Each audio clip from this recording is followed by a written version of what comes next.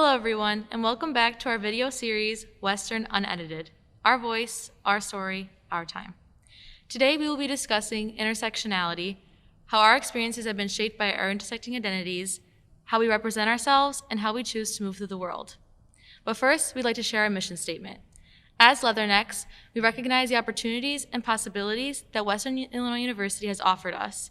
However, as future leaders, we seek to improve diversity and inclusion, spread awareness about our own experiences, and highlight the stories of marginalized communities on campus in order to provide a better future for generations of Leathernecks to come. Our voice, our story, our time. Let's get started. My name is Mayani Montano. I use she, her pronouns, identify as Latina, and I'm a first-year grad student in the Public Safety Administration program.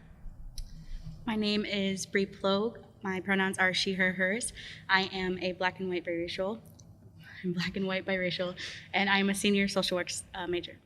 Hello, my name is Delilah Sanders. I am a senior political science major. I identify as black woman, and my pronouns are she, her, hers. Hi y'all, my name is Isaac. I am a third year here. I identify as Mexican or Latinx, and I am also a human resource management major. Also, my pronouns are he, him, his. My name is Derek Johnson. My pronouns are he, him. I identify as a black and Puerto Rican male, and I'm a third year, so junior, and I major in law enforcement and justice administration. My name is Elise Washington, and my pronouns are she, her. I am a black woman, and I am majoring in business administrations in the master's program. So before we get started, we kind of want to provide a definition of what intersectionality is. So according to Google, it's an analytical framework for understanding how aspects of a person's social and political identities combine to create different modes of discrimination and privilege. Examples of these aspects include gender, caste, sex, race, class, sexuality, religion, disability, physical appearance, height, and more. So, how do you all define intersectionality, or what does intersectionality mean to you? Well, for me, I always describe it as, with intersectionality for me, it's always about getting from point A to point B, but how hard is it for you to get there? I feel like as a straight white male in American society, at least, from getting to point A to point B, it's easy. But as a black female, I may have a couple of bumps in the road because of my intersecting identities. So I always see intersectionality as what aspects of your identity change how the world sees you and how you see yourself.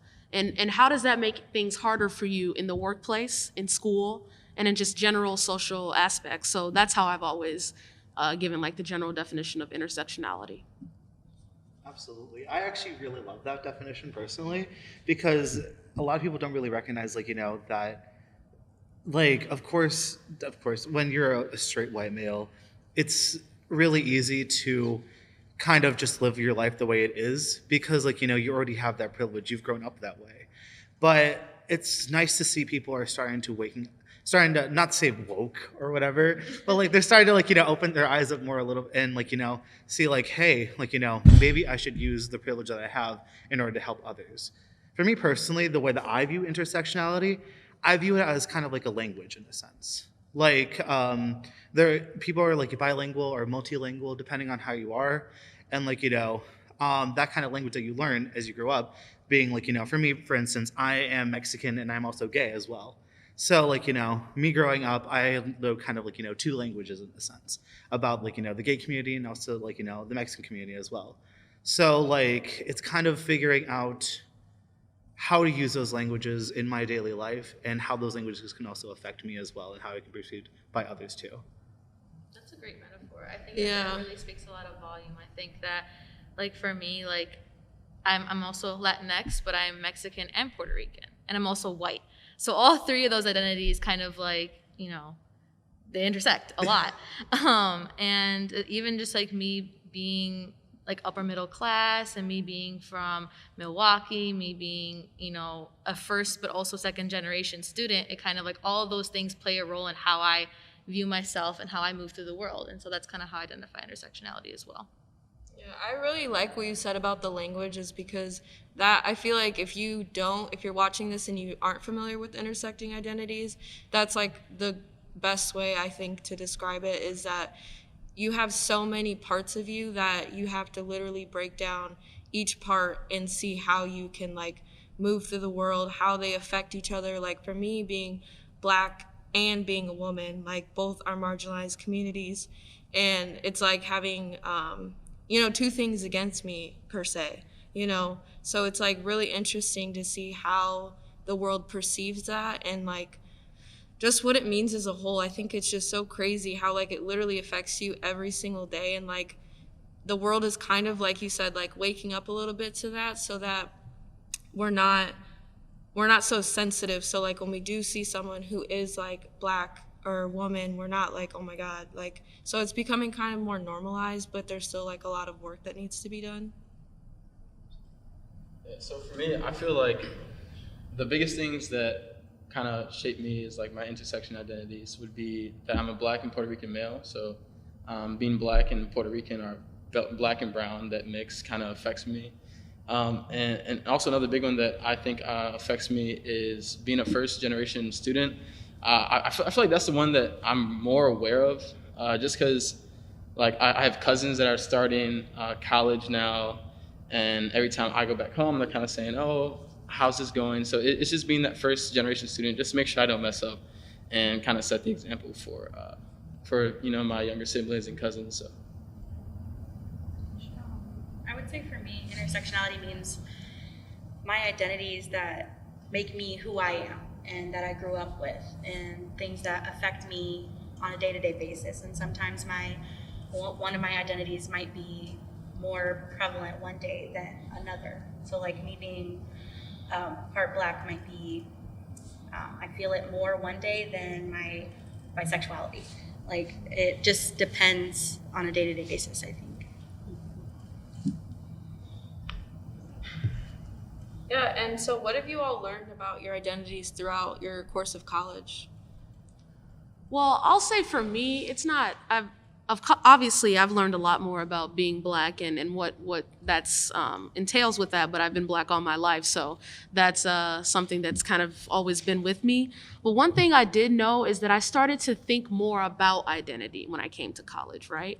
And what I started to think about is some of the privileges that do come with my identity. So coming from a middle class household, paying for college, it's hard, but it's not as hard as it could be.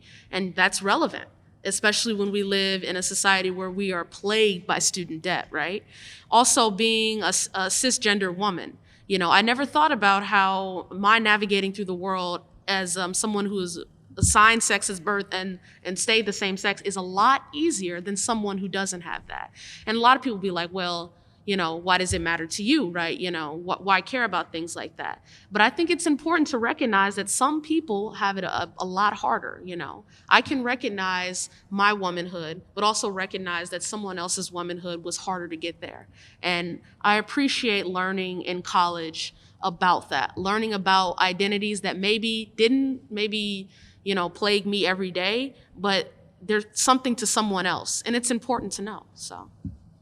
To go off that, I feel like I also have been more aware of seeing someone who identifies as, let's say, as part of the queer community, and like seeing how others treat them. Like I feel like in high school I wasn't really aware of that, and I didn't really notice it. But now in college, I think that like learning and working in different departments and stuff, I've kind of seen like how people get treated differently just because of the way they identify or their color of their skin. So I feel like just being more aware and noticing that type of stuff is what I kind of gained through my college experience.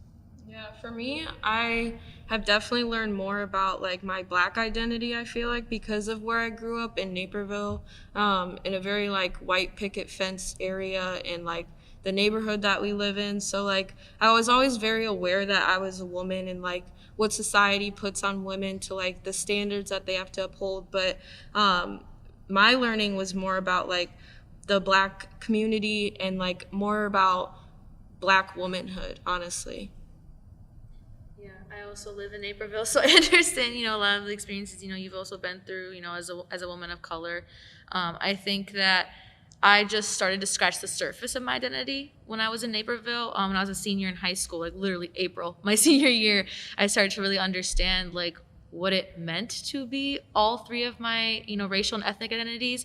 And kind of like, that was like the surface. That was like the starting point. And then I came to college, learned about like, honestly, what it even means to be Mexican, what it means to be, Puerto Rican. Like, I'm half Puerto Rican and a quarter Mexican. And that quarter Mexican, I didn't really identify much with that. Like, I didn't grow up that way. I didn't grow up in a very traditional Mexican household. But I learned through college what traditional Mexican, culture is like that I wasn't exposed to. So I was able to learn more about my culture through college, through the different events that were held on campus, through like my friends and just my peers.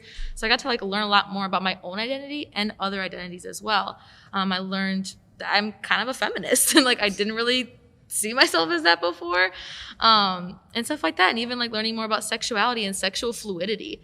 Like for me, like I don't really like putting a label on my sexual orientation just because like I don't like to be put in a little box. But like for other things, yes, I'm Mexican, check that. I'm Puerto Rican, check that. Like that's like for me, like I've learned that I can be what I want to be. Like my identity is what I make it, and that's something that, I grew up with a certain identity, but I learned through college that I can make my identity what I want it to be as well. Yeah, just to go off of that, I think it's interesting that, we come from like this like similar place in Naperville, and just like how your surrounding area, I feel like it didn't really allow me to like not identify as Black, but like if you don't have that representation, it's like really hard to like see what's, like exploring like soul food, like different hairstyles. Like it's just so different because I didn't have access to that. But being in like this community where I see others who look like me and where I can get different tips is like been a game changer for me. Yeah, for sure. In high school, I definitely didn't, I don't think I had to think about my identities as much as when I came to college. But I'm grateful for the opportunities that I've had to have discussions about my identities and what makes me me. And I've gotten to learn more about myself and learning that just more things about who I am and my identity, such as being bisexual and then also coming from poverty. I didn't really think that was relevant, I guess, until I came here and I had all these experiences regarding me coming from that type of background, and I didn't really think about it till I got here, but I'm very grateful that I am able to. Yeah, and to add off of that, like one thing that really struck to me, like when I came to college about identities, is in maybe high school and like through K through 12, I recognized my identity because the world, if you're a Black person, they tell you very quickly that you are a Black person. But in college, I accepted and I appreciated my identity. That's what changed. I was so proud to be a Black woman specifically. And so that is the switch that happened when I came to Western. No, yeah, absolutely. And like that's kind of the joys of college in a sense, is that like, so I come from Galena, and Galena is, the population is like 3,500. There's like barely any people there. Like I actually grew up with like only one person who was Black in my school. And that was like insane to me because like, when I came to college, like it's such a melting pot. Like, of course, like, the United States, like they usually call it the melting pot, but like I didn't get to see that as a kid. I usually just saw like, a lot of Hispanic people and a lot of white people as well. But seeing all these different people from different countries, people who are immigrants, people who are from different countries, people who have different like, sexual orientations, or even like, gender identities too, and just finding yourself, that's kind of the beauty of college. That's what I really, really enjoy. For me personally, like, like in high school, like I came out like my freshman year, and like I didn't really get bullied for that. I was a cheerleader, so like I'm sure you could probably tell. But like no, like it was just nice because people accepted me there, and like also like I didn't really get bullied for being like Mexican or for being like gay as well. However, like like here at college, while there are a lot of positives of like coming across like new experiences and new identities and figuring out yourself, there are also those negatives too, where like people will, when they find out you're gay, or when they find out you're like like your parents are like immigrants or something like that, like they look at you a certain way, and they don't have to say it, but you can tell in their eyes that they look at you a different way. And that's the thing that's like it kind of rubs you the wrong way. It's kind of sad because like that's when you're accepting yourself. But at this point, I've accepted myself, so I'm like, I don't care. But yeah. I think that that speaks to kind of how we all kind of evolved through since coming to Western. Like from when I was younger, like I mentioned, like I'm from Milwaukee. Like I grew up with Black people, Asian people, Latino people, and like that was normal for me until I didn't know I was Latina until I think like 5th grade. Like I didn't know like that was like I knew, okay, yeah, I'm Mexican. I don't know what that means. Do I have 2 last names? Like, no. Like, I didn't know what that meant because I just saw all of my friends and all my schoolmates as, like, the same as me. And it wasn't until I moved to a different suburb that I got labeled as a ghetto Mexican girl from Milwaukee. And I was like, I'm only 25% Mexican. Like, what do you mean? Like, what, like, and it wasn't until, like, I started to, like, realize like other people saw me a certain way. So then I came to terms with that. I understood like how they see me and how I started to see myself. Same thing through high school. I came to high school in Naperville and I was a white girl. And it's like, how do I go from Mexican to being white? Like I'm confused. And so it wasn't until college that I felt valid in all of those identities. And I felt that I made sense to myself and that I didn't have to justify anything to anyone. Right. And I think what you said about like you were labeled, and I think that's like the scariest thing is like people are labeling you instead of you don't actually get the chance to like label yourself of like what you want to be and what your identity means to you. It's always like people are always the first to be like, oh, I can tell who she is, but they have no idea. And so that's so crazy. But I think what in college, like it is truly the melting pot. You see all different kinds of people, and it's such a beautiful thing because I feel like this is a time where people truly like accept and come into themselves and they just roll with it. Like, I mean, in college, I feel like I'm going to come out of college not caring what anyone thinks because I know who I am and I have accepted the identities that I hold, you know? Yeah, and to speak on that, like thinking back to my time in high school, like I always remember, you know, trying to, in a sense, make myself more appealing to the white gaze, in a sense. Like, you know, I was happy to be Black, don't get me wrong, I love my Black identity, but I always had in the back of my mind that if white people saw me as something, that's what I'd be labeled for the rest of my life. And opportunities, doors, there would be doors I couldn't walk into.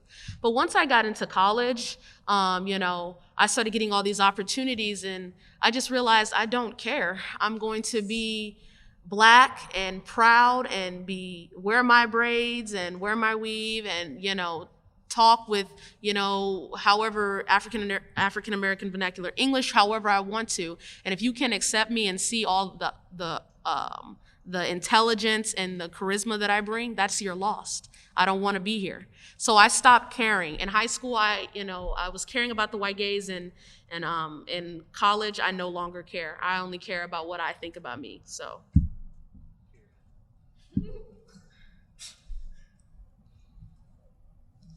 So I wanted to ask, is there a difference between how we see ourselves and then how others kind of see us? Absolutely. I think absolutely. Like, I mean, for me personally, at least, I don't want to speak on everyone else's behalf, but like for me at least, I view myself as like, you know, because in general, I know like, you know, it's the cliche of like, you know, who you are doesn't define you, as in like, you know, your labels of gay or Mexican or first generation student, like, you know, those shouldn't define you, but to other people they do. People like to put everything in a box, kind of like what you said as well, like earlier about sexuality, like, you know, you don't want to put a label on it because like, you know, you don't want to be confined to a box. For me personally, I just see myself as Isaac at this point, like, you know, I'm fun, I'm energetic, I'm open, I'm in Aries season. But like, so like, I view myself as all these things. I view myself as powerful. I can do whatever I want to. I have the power to do it. But then other people want to put me in this box of, oh, he's gay, so he's probably just gonna hit on me. I'm like, no, cutie, no, sweetie, you're not that cute, I promise. However, or like, you know, oh, he's Mexican, like, you know, he's probably undocumented or something along those lines, which, not gonna lie, I have gotten that before. And I'm like, that's disgusting. I don't know why you would think of that. But like, it's just definitely like, you know, at this point, kind of what Delilah said at that point, I don't care. I'm not going to fit into that box that you want me to. I'm going to do me, and if you don't accept that, that's on you at the end of the day. And I think you encapsulate that very, very well. Yeah, and it's really funny, you know, the main thing about that question to me is that as you know, as like kids or teenagers, we're constantly trying to find ourselves, and people are telling you who you are, and it's hard to tell, you know, people are putting you in this box, but you don't even know who you are yourself. So that causes confusion, that causes shame, guilt. So for example, because I'm Black, people assume that I didn't have my father in my life, right? And that shame, that guilt. But however, I didn't even know why they assumed that stereotype until I got older. I was like, why, you know? When I was younger, I went to a private school. I went to a gifted program. And, you know, my teacher came up to me and she was like, you know, what do your parents do? And I was like, I'm like 7 or 8. I'm like, I honestly don't know. I really don't know what my parents do. And she was like, they probably have to be doctors, right? You know, is your dad in your life? And I'm like, yeah, my dad's in my life, right? Before I could even come up with my own identity, my teacher had decided it for me. And that's what sucks. That is a difference in how I see myself and in how others see me. I'm just now coming into terms with who I am, you know, which is normal. I'm just 22. But people had already perceived who I was way before I even knew. And that hurts. That causes a lot of emotions. Yeah, and it's like, especially with like Black children, especially I'm gonna talk about Black boys, you know, they get the, oh, he's gonna be a basketball star, he's gonna be the next Air Jordan. No, like, let this little boy decide who he's gonna be. And it's just so crazy that people just, they do it for us. And like you said, it's so confusing. And like for me personally, like my name's Eliza, and it's Hebrew. It's phonetically sound out, like, but people, when they see it, I get so many stares, I get so many like looks, like, and the amount of times I've like had to correct people about my name, and then like when I speak, they're like, oh, like, you speak well. Like, whoa, what does that mean? You know, like, because they've already put me in a box before I even had the time to like open my mouth or defend myself or show them like who I actually am. I like you speaking about like that athlete. So like it brought up in a occurrence. So admissions, I was about to give a tour, and I was like, my name's Derek Johnson, and I was just about to explain like what I'm involved in. And the first thing, it was a white family, just to give you guys some context. You know, race does not matter in this case, but just to give you context. They were like, oh, are you an athlete? Like, do you play basketball? And I was like, and like, in that moment, I didn't realize that like that what you just said, like they assumed I was an athlete. But it was later that I spoke to someone about it, and she was like, yeah, you were definitely just like racially profiled, like as just being an athlete just because you're Black. And I was like, well, I didn't even realize it until I had someone else kind of explain that to me. So yeah, that just kind of brought that up in my head. There's definitely a lot of stereotypes that people put onto other people just because it's a stereotype. Like for me, like how I mentioned, like I was labeled a ghetto Mexican girl because I had my curly hair and hoop earrings in. And I was like, what about my hoop earrings and my hair makes me ghetto? And like, is that supposed to be a bad thing? Like, what are you trying to say with that? And then a couple, months later, I started to, make friends. It was predominantly white area. I was one of 6 Latinx students, and there was only like 2 Black students in that school. And so later I started making friends, and they came to my house. They're like, oh, you're a rich Mexican girl. And I was like, what? Like, because my house is bigger than yours, that means I'm rich? Like, I'm just like the stereotypes, like, oh, like, well, you're Mexican. And I'm like, I'm Puerto Rican and white too, And they're like, well, like, how do you have like this big of a house? And I'm like, my dad bought it. I don't know, like what am I supposed to say? It's the assumption that, oh, you're Latinx, you come from a lower income family. And it's like, sure, my parents do, but I didn't grow up that way. I grew up upper middle class because of, the fact that, my parents were able to get out of that lower income, class. And it's just like the ideas of like, you're one thing because of this. When I was straightening my hair, I looked more white. And so I fit in with the white, students because I'm white passing just because I straightened my hair. So like any little thing that you can change about yourself, like that's how people are going to perceive you.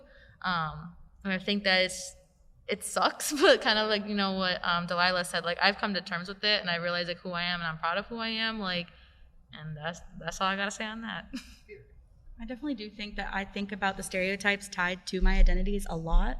Like being half black and then all the stereotypes that come with that, and then having my mental health issues, and then kind of being labeled like either attention seeking or crazy or something of that nature, and then being bisexual and telling someone that and they're like, oh, you're trying to get with everybody, or being hypersexualized by people that I'm interested in. And it's very tough, and having to think about maybe what I wear one day might affect how I'm treated that day. And I think it's just something that I'm always consciously thinking about every day. Yeah. Sorry. Go ahead. I think I'll go. So I want to add off to that. I think growing up, one of the main things I think stereotyping had took away from me was my confidence, right? Because I was a little black girl, I felt the world wanted to beat me down from the moment I was born. You can't do this. You can't wear your hair like, or you're too grown, or, oh, you think you're cute. Yeah, I'm cute. You know, but I wasn't allowed to think that. So when I got into college, for example, you know, I started to be like, yeah, I'm that good. Yeah, I can give a speech. Yeah, I'm intelligent. Yeah, I can lead this. What's the problem? But people still to this day try and like put me in a box like, Delilah, you sure you can handle that? 100% I can. I'm certain. You know, do you think you can go to the graduate program? You think you can, you know, excel in that? Oh, are you sure you want to go to law school? Law school's really expensive. I'm going. And you can't tell me that I can't. So it's one thing with specifically, I'm sure Aliza can speak to this as well. Being a black woman, they want to constantly tear your confidence down. So I always saw myself as awesome. I'm great. My parents always put that in me. Delilah, you're awesome. You can do whatever you want to do. But when the world is telling you something different, that gets into your head. Like maybe I shouldn't wear my hair the way I want to because then people think I'm being too cute. Or maybe I shouldn't give a speech or something like that or say something in class because people think I'm being too loud. You know, it's that quote that black women will always be too loud for a world that's not intent on listening to them. And I thought about that. So how I see myself and how others see me, you know, even if you see yourself as one type of thing, the way people's perceptions are of you can completely change your outlook of life. I always wonder, if I had stood up and did what I wanted to do when I was younger, where would I be now? You know, I'll never know because the world, you know, or white America kind of pushed it out of me. But I have an opportunity now and I'm not gonna waste it. With the confidence thing, growing up in a predominantly white neighborhood area, my dad always told us, me and my sisters, that we were so pretty, and it didn't matter how, like, my hair could be all over my head, but he'd be like, Lisa, you're so pretty, and I'd be like, Dad, no, like, stop. Because I would want to put weaves in my head, I would want to have my hair straight. He'd be like, why don't you just wear your hair in braids? And it didn't matter because I was like, that's not how the world sees me, Dad. Like, I don't care what my dad says, but he was right. Like, and I'm so happy that no matter how much I was like, Dad, no, you're wrong. Like, he continued to just say, like, you're beautiful. And now, like, I look in the mirror and I'm like, yes, I'm that girl. Like, okay. So. This discussion kind of brought a memory that I had of when I was in middle school, and it was at lunchtime and we were all eating together, and then our lunch aide came up to us and out of nowhere was just like, oh, none of you ever are going to amount to anything, you're all going to get pregnant by 16, you're going to live off food stamps. And we were in a predominantly black school, and just hearing that as a middle schooler was like, what are you talking about? Like, why did you feel that necessary to say that to us? And then looking back now, like, pretty much all the people that I went to middle school with are very successful now. Like, they're going to college, they're living their best life. And I just really wish I could tell her, like, I did it. Like, you can't tell me who I was going to be. Exactly. That's just so disgusting, is because, like, you know, there are people that are in authority and that are authority figures, especially, like, you know, back in like middle school and, like, you know, elementary school, that had these like racist or prejudice ideologies in general, and they're in positions of power that can manipulate and also mold the minds of younger generations. And that's why, like, you know, like how you were talking about how your dad, like, you know, was, like, you know, consistently, like, hyping you up, giving you confidence, like, you know, even though, like, you know, like, the world was bringing you down, it's nice that, like, you know, he was still there for you to, like, you know, give, you know, those kinds of things too. But like, it's also like really sad that there are so many students that like, go to school and then they have to face all of these different obstacles, not only from like, the world outside, but the world that's supposed to be teaching them and raising them inside an education system too. It's disgusting at that point. No, it truly is disgusting because I don't think people ultimately realize what they're doing is like there's no reason why any little kid should look in the mirror and not like what they see. You know what I mean? Like you're so impressionable at that age. You just want to be happy. And for someone that is in power and has the ability to manipulate your mind is like, it's just so wrong. And it just happens so often that people really need to wake up and see like, I don't know where these stereotypes, like, it's just so crazy that I was not aware of these stereotypes until they were like brought to my attention. Mm-hmm. You know what I mean? Yeah, like everyone else is so aware of them. And then I'm like, wait, what are you talking? Like, how is this going on?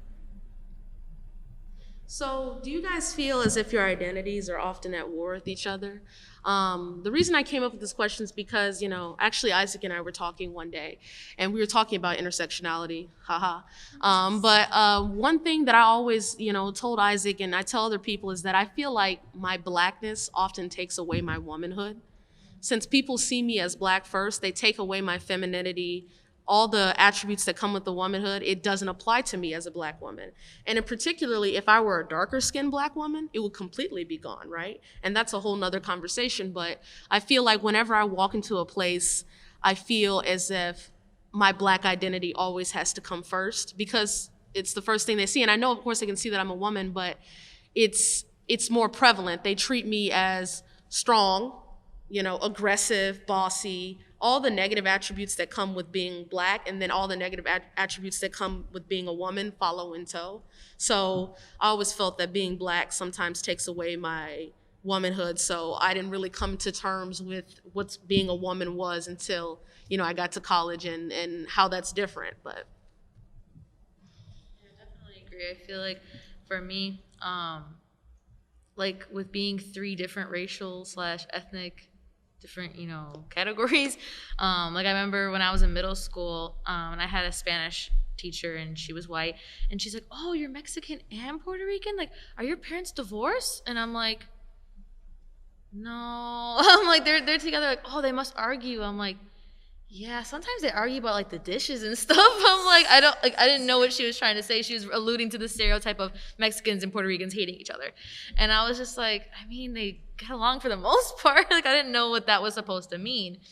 And then also like anytime I feel like I say anything like with my mom, and she's half white, half Mexican, and I feel like anytime I say anything that has to like negatively towards white people, it's like, oh, but you have to remember you're white too. Your grandma's white, I'm white. It's like, yeah, I know. And with that, I can see both sides.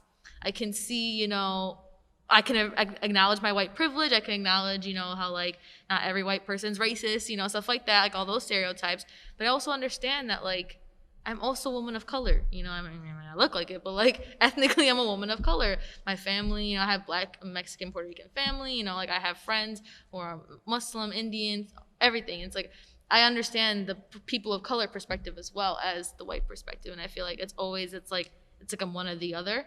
Like through all the different high schools and middle schools that I've been through, it's like I feel like I had to pick one or the other. So it's like, oh, you're either white in this school or you're Latina in this school. Like you don't really get a choice. And I feel like, especially with being white passing, it's like I always feel like I have to overcompensate, which is why growing up I would always straighten my hair to overcompensate for being in a predominantly white area. Whereas in college now, it's like I feel like I always have to wear my hair curly to be like, yes, I'm Latina. This is how you see. Like you can't see it here, but you can see it here. So it's like I always had to feel like I had to overcompensate for one over the other identity. Definitely agree with that. Like being half white, half black, it's just always kind of conflicting, and then never feeling like I've belonged anywhere. Like I grew up in a predominantly black neighborhood, and then when I was in high school, I switched to a predominantly white neighborhood, and the difference, it wasn't all that different for me because I still never felt like in place, like I belonged there. And I think that's just been a thing since I've grown up. I also used to straighten my hair all the time to try and fit more, which, yeah. And then I got to my senior year of high school and I was like, I'm done. Like I am who I am, and I'm mixed. I'm both. Like, I don't want to have to choose a side. And I think I definitely got to come to terms with that more in college. Absolutely. And like, I kind of relate to what you said about like, not feeling like you don't belong in a sense, because like, I feel like I mentioned this every single time that I talk, but again, I'm gay, surprise. I am gay, and I'm also like, Mexican as well, and also my family is Catholic too. So like, I love my parents, like, I love my family too, and like my parents love me. I can definitely say that. Like they love every part of me except for that part, which is like kind of what hurts too.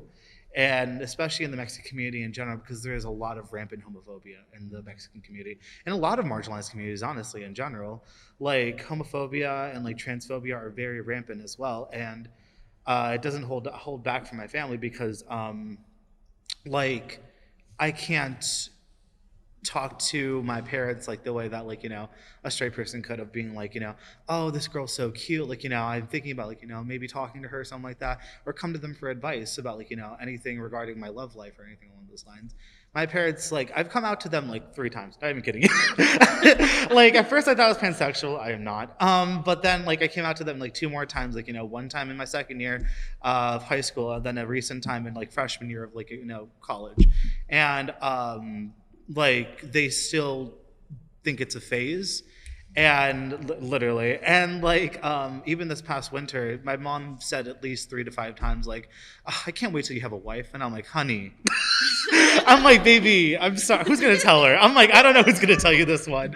But so yeah, it just kind of like, it kind of sucks because I feel like I have to tone down the gay, tone down that, like whenever I'm at home, because I don't want to make my parents uncomfortable, and also that's just something that we don't discuss in general. So that's what I'm worried about for my future. But like that's what happens for me at least.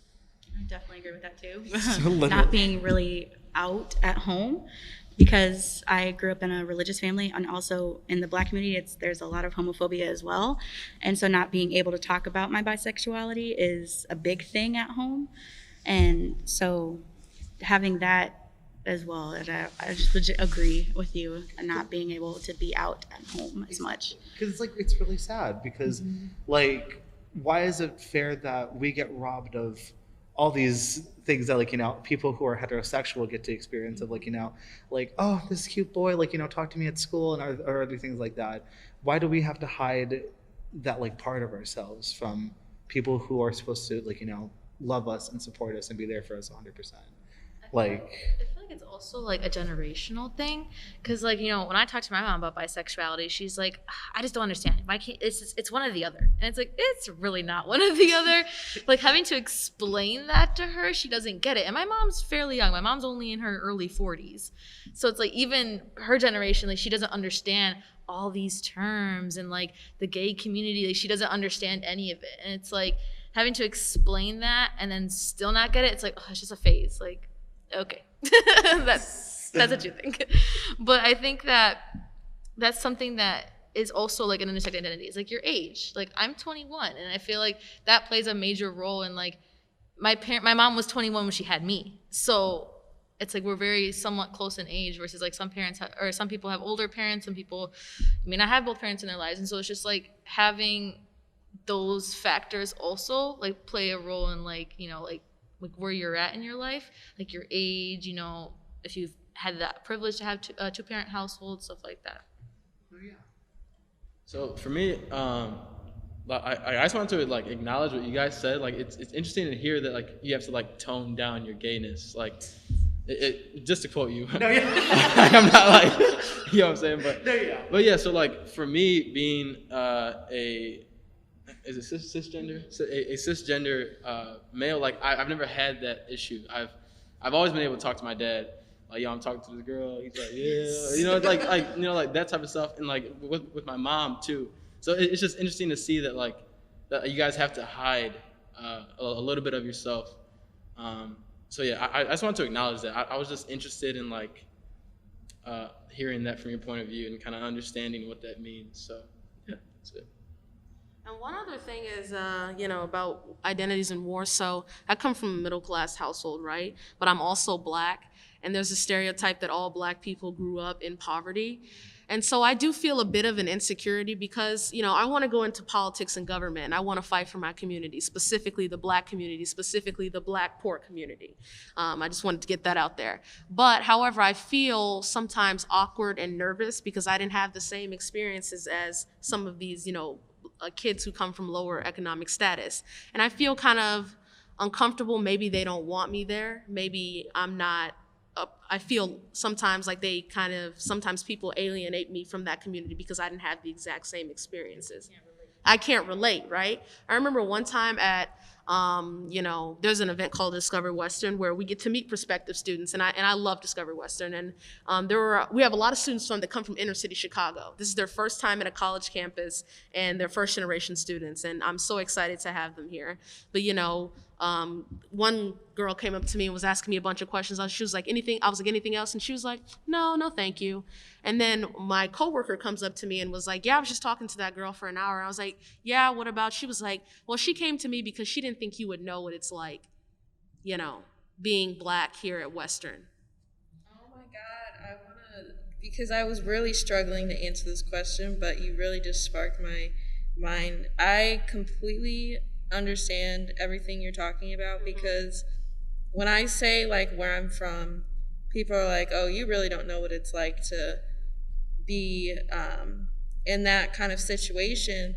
But that's not true. It's not at all. You're still Black. You still, when you walk, it's not like we take it off just because that's the area we grew up in. Everyone grows up differently. So to say that you won't understand, you understand what it's like to be Black and you understand what it's like to be a woman. So to say that is just kind of, limiting. But yeah, that's what I feel like I'm at war with a lot too. And it kind of hurts because this is a community, specifically at Western, I want to service my community and I want to help my community. But I feel like sometimes they don't even want me in the room because they think that I can't relate. And it hurts. It's not going to discourage me. I'm going to keep going.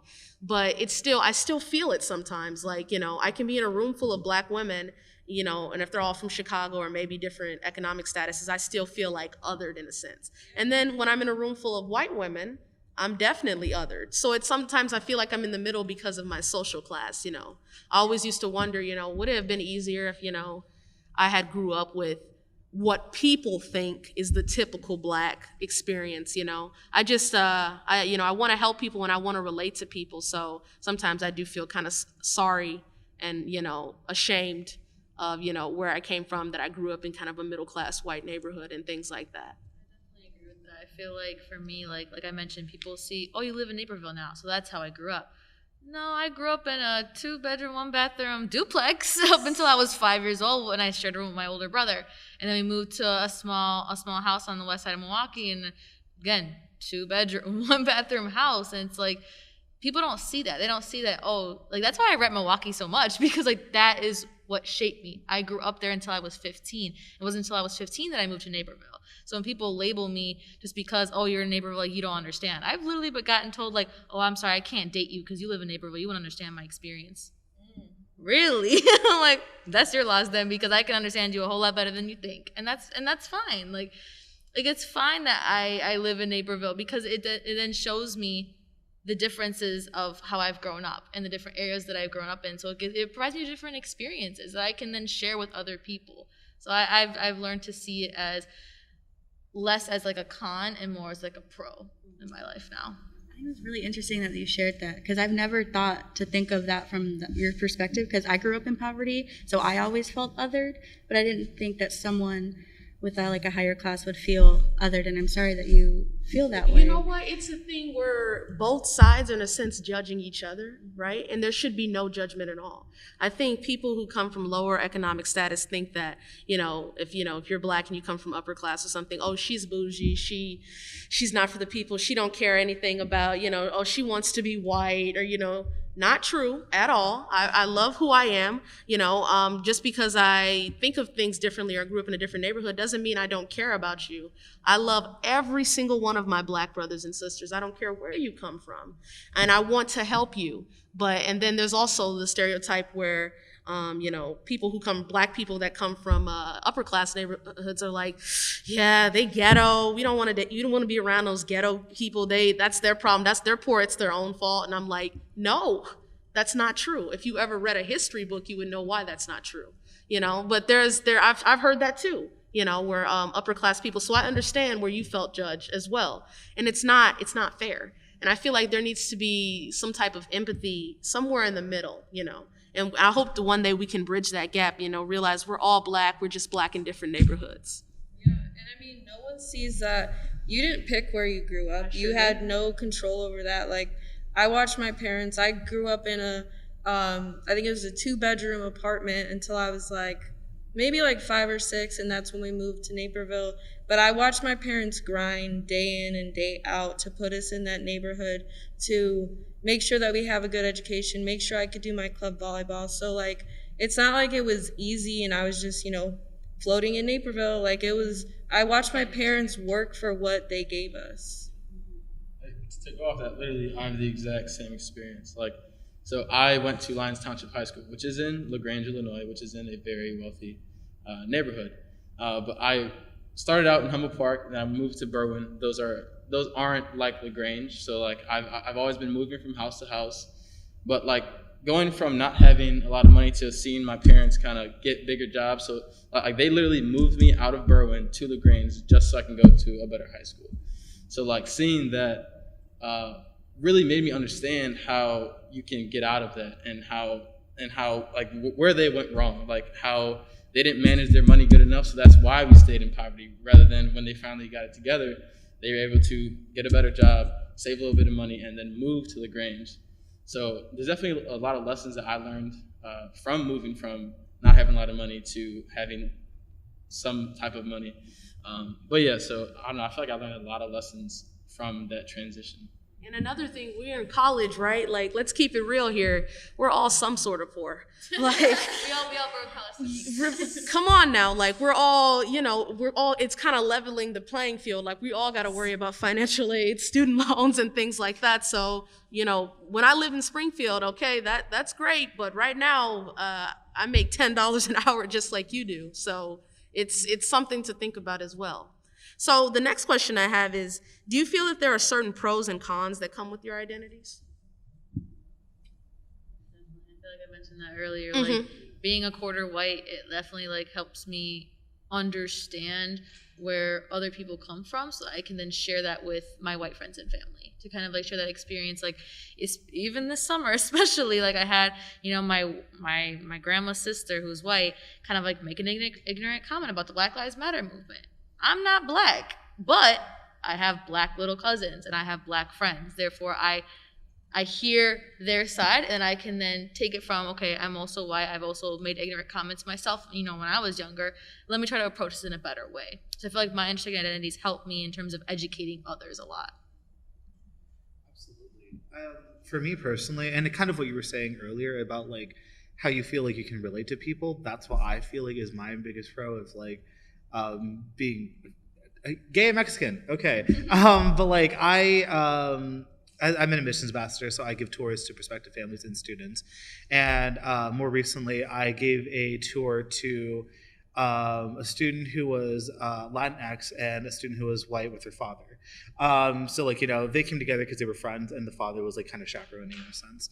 And as I was talking to the male student, they were telling me a lot about what they were experiencing and what they were worried about when it came to college, because they were oh yeah, I'm just worried about financial aid, my FAFSA, and I'm just worried about all this. And basically I'm are you first generation? He's yeah. And at that point, it kind of struck a chord with me, because that's exactly how I was when I came here to Western, when I was on a tour.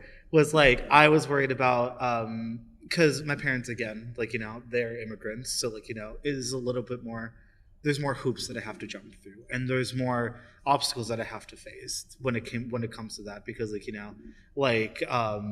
it's just more difficult in a sense, and it's really hard to explain unless you actually go through it, because it's kind of a hidden battle that I face a lot of times, honestly. But with him, I just kind of connected with him, and I'm the exact same way. Look at me now. I was worried about you too, but you can always contact me, and you can always contact our office and ask for me too. So it was nice to be able to relate to them and be like, hey, I've gone through that journey that you're about to go through, and it's going to be okay. It's going to work out for you at the end of the day. So yeah, that's definitely one of the pros that I would say for myself. I'll say a particular pro and con. One thing I love as being a Black woman is my hair, and that took me a long time, but I love how often I can switch it up and it's unique. So I really love that. But I will say being a Black woman in America is so tiring. You always have to go the extra mile just to get even a fraction of the same attention. And so sometimes I feel like I have to work so hard. And some people would say, well, that's a pro, hard work is never hurt anybody. And I'm like, well, it hurts me, because having to work hard all the time to present myself well, and I can never go out of the house with my hair wrong, or otherwise I'm one of those ghetto girls or something like that. And so that can be a con, but I just think that Black womanhood is tiring, especially being an introverted Black woman, especially in the workplace, for example. No, I don't want to go to the after work party. I'd rather go home and watch Netflix.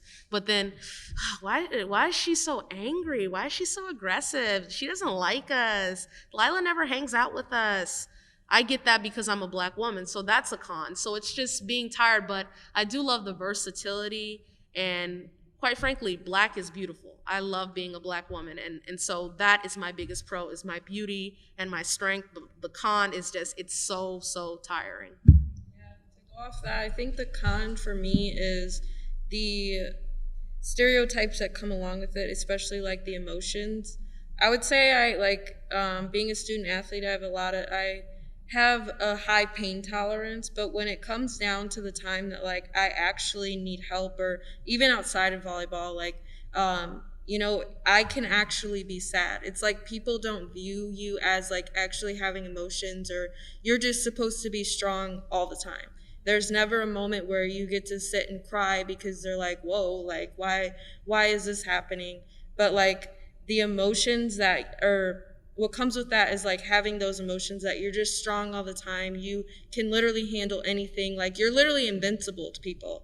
But the pros is you learn so much about yourself and your strength and everything that you can do. And sometimes I do feel invincible, because I feel I have overcome so much that I don't think that a lot of other people would be able to. So I've definitely learned a lot in terms of what I can accomplish and the things that I'm able to do. I think kind of relating to that, one thing that kind of I thought about when you were talking about was the idea of strength. That's been for me, when I was dealing with my mental health issues, my dad was you didn't struggle for nothing. You don't know what it's like to struggle. I don't know why you think you're depressed. And it's that's a huge invalidating statement. It's I love my dad, but he does not understand mental health at all. And so it's because I am financially privileged, because you've provided me with these opportunities, now I don't know how to struggle, and that's seen as I don't have anything to be sad about. And so I think that's a con of for me, my upper middle class intersecting identity, is that because I'm financially privileged, I don't have a right to be upset about anything. I don't have a right to feel that I've struggled, or that my achievements aren't really my achievements because I didn't work as hard for them. I would definitely say a con for me would be my mental health status, being depressed and having anxiety, and sometimes some days not being able to get out of bed, or just having this constant worry throughout my days. It's very hard, and something I've been trying to work on since being in college, and definitely think that's a con for right now. But pro for me is being a woman. I love being a woman. I love having of strong community around me, empowering me, and being able to talk about certain things about being a woman with others, and just having these, like, I don't know, it's just very empowering having this sense of community around me. So our next question is, how do you experience intersectionality in the workplace? So I actually want to start this one because I've been kind of holding on to this one since since the question, how do we see ourselves versus how others see us? So I work at a country club for the summers, and before I submitted my application, which revealed all of my accolades and my GPA and all of that, I was treated differently, and I was just treated as just a regular kid. I can't really describe that, but after they received my accolades for my positions that I've held, my GPA, my career aspirations, like their whole persona towards me changed. Like they wanted to talk to me more. They wanted to talk to me about business. They wanted to hear my insight on things. And before they didn't see that. It was like, oh, he's just a high school kid. I'm not sure if me being black kind of played a role in that. But yeah, it was just interesting to see that once they kind of saw the accolades in the business world, because they're all businessmen, all filthy rich guys. So I was nothing to them without having some type of accolade, some type of presence. You had to prove yourself. Yeah, literally, and after that, it was just crazy to see, they all wanted to talk to me. Oh, this kid, oh my God, he's doing a lot of things. But before that, it was just oh, hey, yeah, I'll take this to order. Oh, and can I get a drink as well? And then after that, they stopped and had a conversation with me, talking about business. So it's just interesting just to see that kind of change once they saw who I really was. So That sparked my memory of, that sparked my thoughts about a resume. Before you get a job, before they know anything about you, the first thing that people see is your name. And I feel like that affects so many opportunities that you're limited to or that you get, is because the first thing that they're going to see, okay, Aliza Washington, she's probably black. And then it goes into the stereotypes, but then it's not until they have a conversation with you that they're okay, she could work here. But it's that instance, you're literally getting judged on paper before anything happens, or before you get to prove your worth ethic and what you're capable of. For sure. I mean, Mayani, that name in and of itself is people ask me, "Are you Hawaiian? What are you?" And I'm like, what do you mean? What am I? I get Milani, Miani, Mayani. I'm like, that is not my name. But it's people assume things just based on my name as well. But I feel in the workplace specifically, I haven't really been judged based on my name, to my knowledge thus far. But I think that something in the workplace, I'm always the token Latinx person in the space. I know when I work at Home Goods in Naperville, any type of Spanish speaking family, oh Mayani, go help them. It's they don't need help, they're fine. Or it's if I'm the only person who can speak Spanish working, it's I have to go help them. Or I remember one time specifically, I had my manager come up to me. She goes, hey, we're having the floors cleaned. Can you go explain to the people that we need todo la floor clean? And I'm like, oh hell no. I was oh my God. So it's that's definitely something that in the workplace, I'm always that person that's kind of having to speak Spanish. I'm I don't even be speaking Spanish that well. I didn't grow up speaking it, but it's because I'm Latina, they assume that I grew up speaking it my whole life and that I'm fluent in it.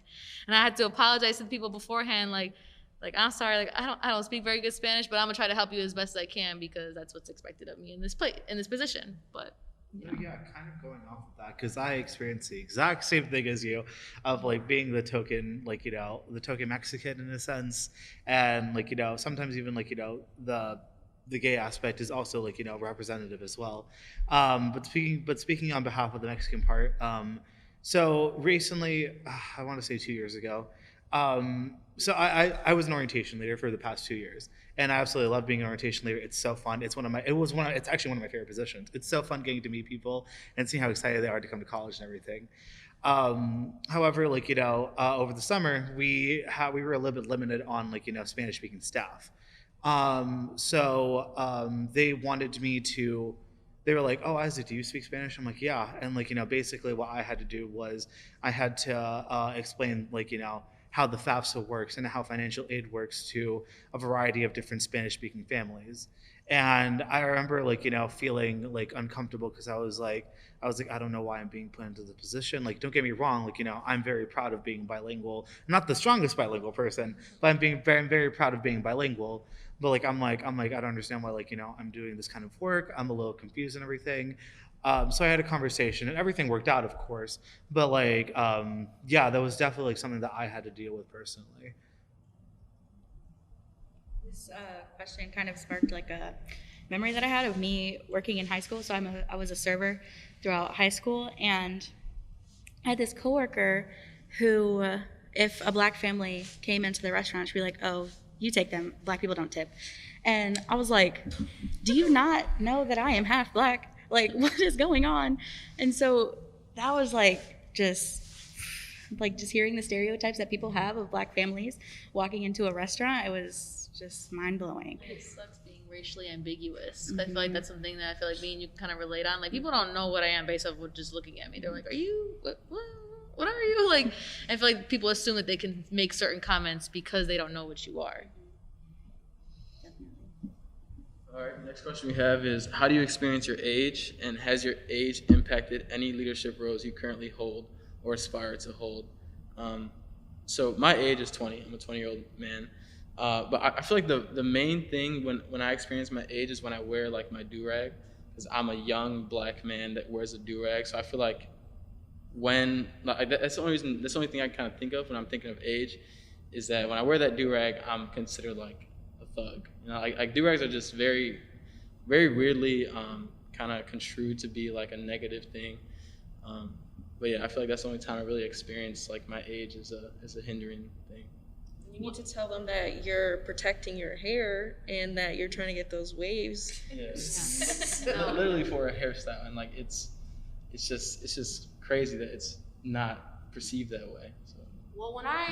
Well, I'm still young, but when I was younger, I felt that my age impacted me a lot more. Like, I was always the kid in the room, right? Especially when I first got to Western, when I was freshman, I had so many opportunities thrown to me, and they're like, "You're only 18? I can't believe you're only 18. You're so impressive." And then, as I got older, I realized, I have to be a mentor to these people. And yet, as I transition into grad school, into eventually law school, I'll be back to being that kid again. So I think the 20s, being in your 20s, is just a weird transition period, right? Like, today I was going to pay my deposit for my new apartment, and I'm like, I don't want to be an adult anymore. Like, this is a lot of money, but at the same time, I'm expected to make these adult decisions, but at the same time, I am 4 years post high school, right? So being in your 20s, I feel like it's just so weird, like, and I think only people in their 20s understand what I mean when I say that, right? Being 20 and being in your 20s, you feel like you should have it all together. You're in a rush, but it's not realistic. So you feel that weight on your shoulders, of course. Even like students who are in college, like I had a conversation with someone the other day saying it took them 6 years to do their bachelor's, and it's like the older you are in college, like the more frowned upon you are to like get it done within 4 years, versus like me, I got my undergrad done in 3, and I get all these comments like, "Oh, you're only 21? How are you in grad school already?" And it's like, I had credits coming in, and I did it in my high school. Like it's like you're not expected to be at where you're at a certain age. I feel like, yeah, definitely 20s are like a very weird age. Like I mentioned, like, my parents had 2 kids when they were 20. Right. I do not want kids anytime soon. Like, I want to, get what I got to get done. And I just feel like generationally and like age is just seen as so much like different based on like how you grew up. Right. And I know people who are like, who have kids, people who are in the process of getting engaged, some people who still live with their parents, haven't even attended college yet. And I'm like, so many different areas of life for your 20s. And then you add the stress of college on top of that. And I'm like, this is a whole new ballgame. And along with that too, like, just age in the workplace, like people who, at least from my past experience of like, working in like, small town like stores or like, small town restaurants, like they talk down to you for some reason. They talk to you like you're like 10 And I'm like, girl, I'm 17. I'm like, don't get me wrong, I'm not grown, but like, I'm 17, I'm 18, like, I'm like, I'm a high schooler. I understand things. But like, they talk down to you, and they also like, kind of view you as lesser than because you don't have the wisdom that they've had for like, many, many years and things along those lines. So like, that's kind of what I find really bothersome is that like, kind of what I forgot, someone mentioned about generations, like, how there's like a different, how there's like different generational like views and stuff.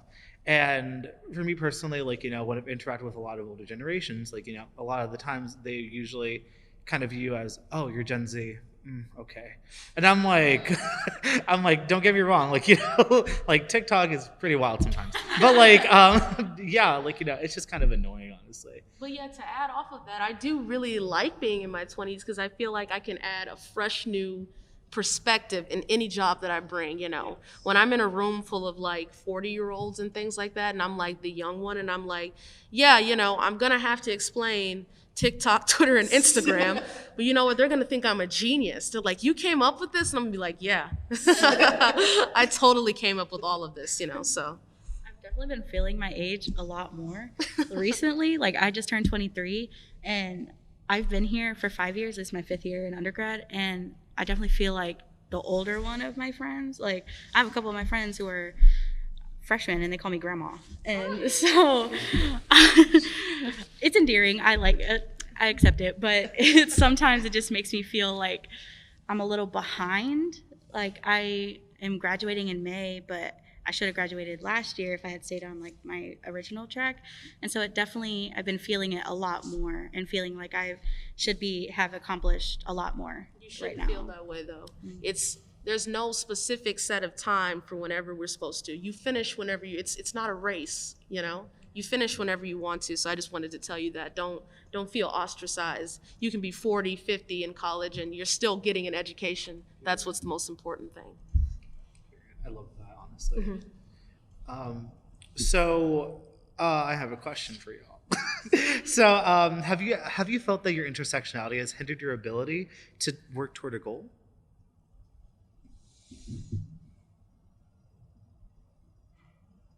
Not for me personally, because I feel like I can do whatever, I'm certain and I'm confident, but for other people, they often second guess my abilities because of my intersecting identities, right?